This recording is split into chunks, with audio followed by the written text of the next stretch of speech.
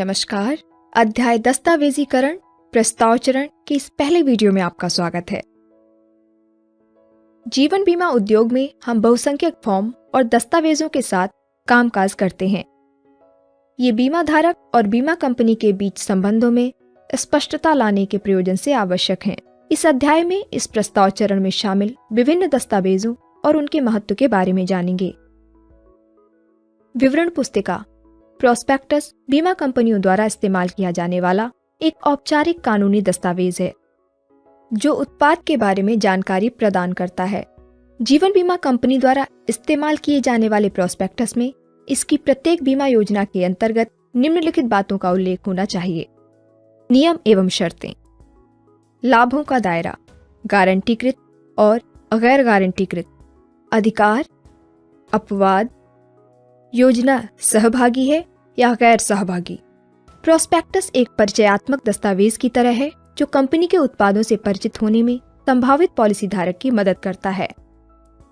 प्रस्ताव पत्र को IRDA अधिनियम 2002 के तहत इस प्रकार परिभाषित किया गया है। बीमा के लिए प्रस्तावक द्वारा भरा जाने वाला एक ऐसा पत्र जिसमें किसी जोखिम के संबंध में बीमा कंपनी के लिए आवश्यक समस्त महत्वपूर्ण जानकारी प्रस्तुत की जाएगी, जो जोखिम को लेने के लिए बीमा कंपनी को यह तय करने में सक्षम बनाएगा कि जोखिम को स्वीकार किया जाए या अस्वीकार, और जोखिम को स्वीकार किए जाने की स्थिति में दिए जाने वाले कवर की दरें, नियम और शर्तें क्या होंगी।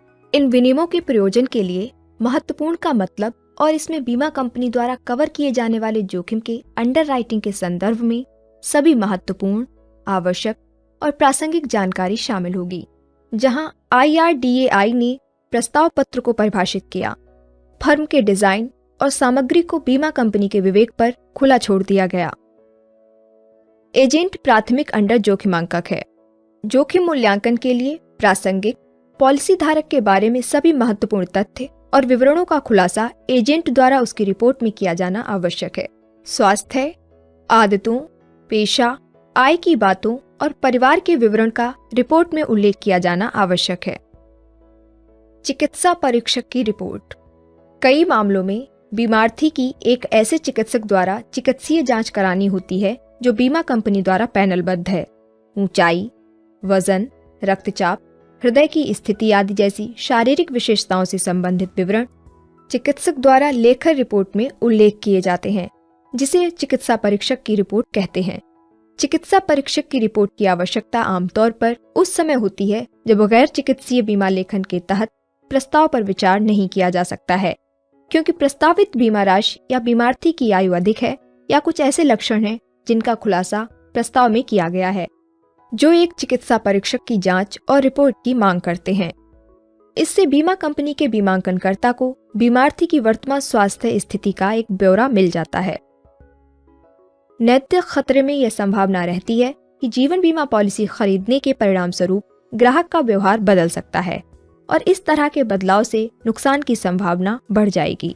कंपनी को अपनी बीमा कंपनी के किसी अधिकारी द्वारा नैतिक खतरा रिपोर्ट प्रस्तुत किए जाने की आवश्यकता हो सकती है। आयु का प्रमाण। जीवन बीमा में मृत्यु का जोखिम उम्र के साथ बढ़ता जाता है, इसलिए उम्र वह कारक है जिसका उपयोग बीमा कंपनियां बीमार्थी की जोखिम प्रोफाइल निर्धारित करने में करती हैं।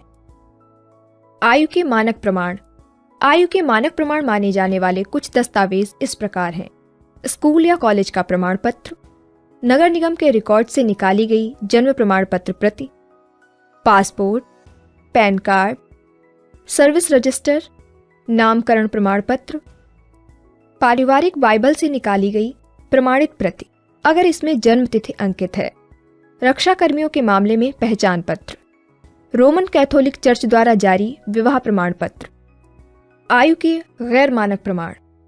जब उपरोक्त की तरह आयु के मानक प्रमाण उपलब्ध नहीं होते हैं तो जीवन बीमा कंपनी एक गैर मानक आयु प्रमाण प्रस्तुत करने की अनुमति दे सकती है।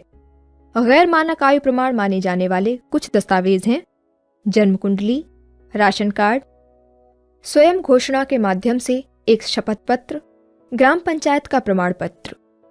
धन्यवाद।